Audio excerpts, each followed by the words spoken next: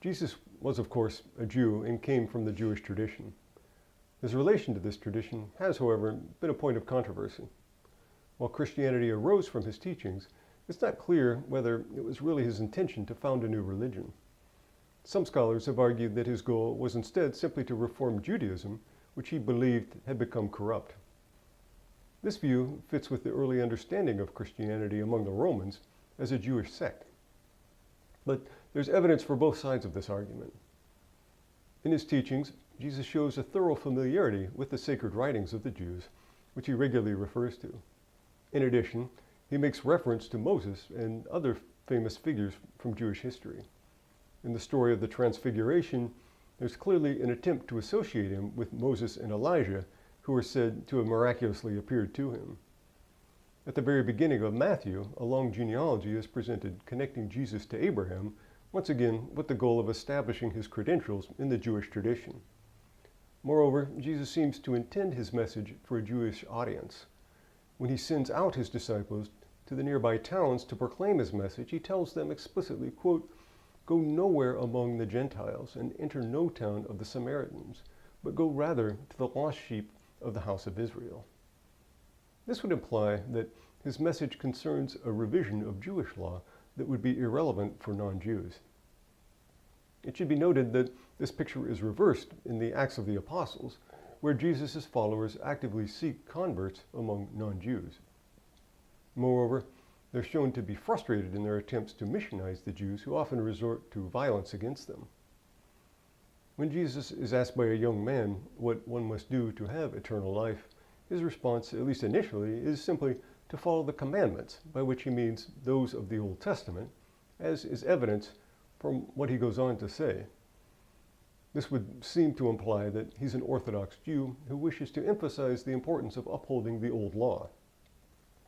Although Jesus goes on and tells the young man to sell his possessions and follow him, there's nothing here that can be said to be in contradiction to the old law. A key passage for the question of Jesus' relation to Judaism is found when he says in the Sermon on the Mount, quote, "Do not think that I have come to abolish the law or the prophets. I have come not to abolish, but to fulfill." This suggests that his goal is not to replace Judaism with something entirely new. Instead, he wants to realize the law in the way that it was originally intended. The Pharisees and Sadducees have perverted its meaning by turning it into a question of external conformity to rules and have lost sight of the true meaning of the spirit of Jewish law.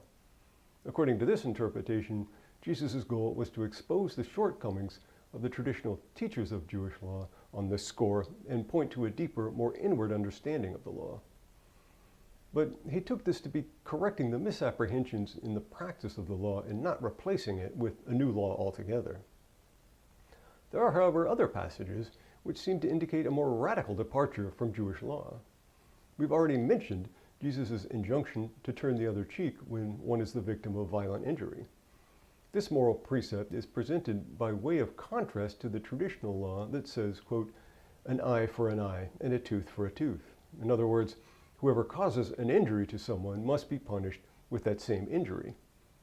It seems clearly that Jesus' precept to turn the other cheek cannot be reconciled with this law, for it appears to be an entirely different approach to the matter. We've mentioned Jesus' counterintuitive command that one should love one's enemy.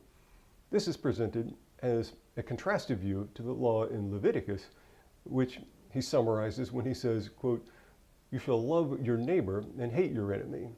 In Leviticus, it actually says, "Do not seek revenge or bear a grudge against anyone among your people, but love your neighbor as yourself." And then Jesus adds, "hate your enemy," suggesting that this is implied. In any case, Jesus' extension of the command to love to even one's enemies seems to mark a departure from the original precept in Leviticus. It's obviously much more difficult to love one's enemy than it is to love one's neighbor. Jesus' command seems quite different from the earlier law, although it could be argued that he's merely extending the injunction to love to include a broader scope of people and is thus merely fulfilling the law instead of replacing it with something completely different. Jesus is regularly asked why he appears not to be observing certain elements of Jewish law and tradition. For example, he's asked why his disciples do not fast and why he does not observe the Sabbath. We've also seen the rebuke that his disciples break with tradition by not washing their hands before a meal. These reproaches all imply that at the time he was perceived as breaking with Jewish custom and tradition in a serious way. There's thus rich material here for discussion about the relation of Jesus' mission to traditional Judaism, and there's evidence to support a variety of opinions on this issue. It's not surprising that with the growth of the new religion, the differences with Judaism became sharper and sharper.